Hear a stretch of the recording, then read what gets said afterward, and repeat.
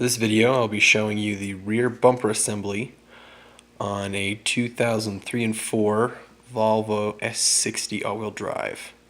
This video is probably about 10 years late in being most useful, but since I didn't really see anything on YouTube that really helped, I thought I'd just go ahead and share this with everyone, and if it's helpful for somebody, then great. Please comment on if this was of any use to you. So you can see I've already disassembled everything to make sure I knew what I was talking about before I did this. I did follow the Haynes owner's manual on this, but it did in fact miss a step, which is illustrated right here. There's this plug that you have to remove. It's attached to the bumper assembly, which is here. So this is the actual bumper assembly that bolts into the car. You can see there are in fact 4 bolts, and this little insert here, it's a little plastic insert that's sort of a guide to help you get it on. But this right here is a plug which is attached to this very thin, it's almost like aluminum foil panel. I'm not sure what it does, what it's used for. It's not ground or anything like that, so I don't know what purpose it serves. But there's a wire going to that. That wire is right here, so as you're pulling the bumper assembly, you can see there's a little lever here, and you need to be able to flick that lever, and then this will pop right out. But I'm kind of getting ahead of myself. In order to pull the bumper, you need to remove the battery, and there's some soundproofing foam which was in here. Let me grab a light and I will show you that. There we go. So there was at one point soundproofing foam all along this panel. You can see the residue and stickiness from where it was. That had to be removed.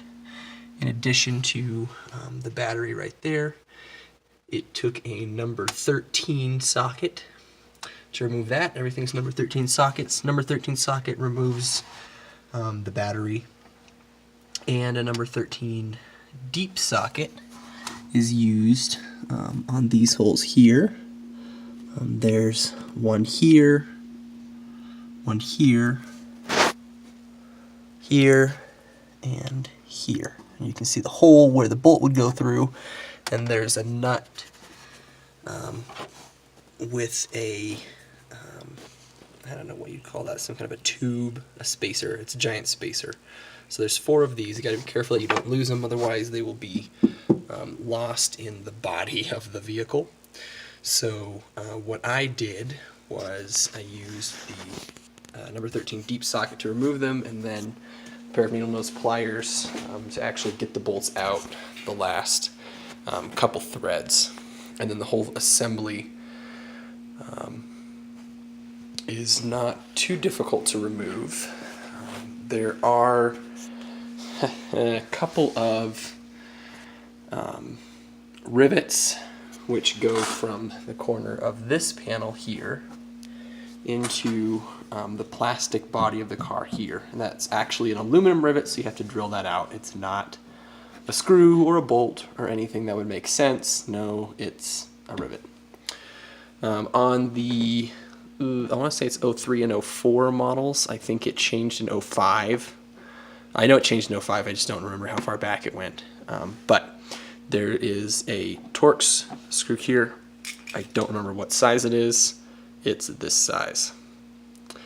And you do need to loosen these up quite a bit. There's an assembly here that slides, and that locks into the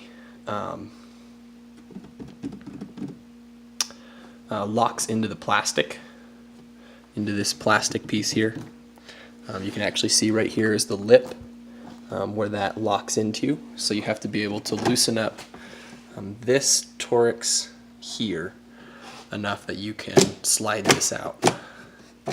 And then to get it back on, you just have to slide this here and then tighten up that torx all the way so that it tightens up and squeezes this into the forward position. So there you go, number 13 deep set socket, some size of torx That's what you need to remove the bumper assembly. The bumper itself, or the bumper cover itself, is really just held on with clips, and that's actually the whole reason I needed to do all this, was to get to the bumper assembly. So there you go. Hope that was useful.